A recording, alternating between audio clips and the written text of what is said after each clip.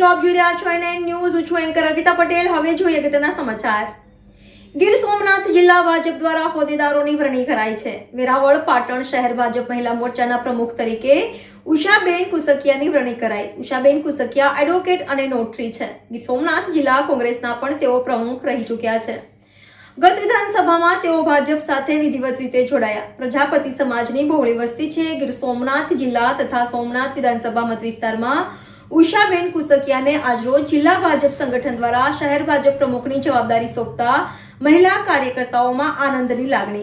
Bureau chief Meda Sayyed, NN news, Gir Somnath.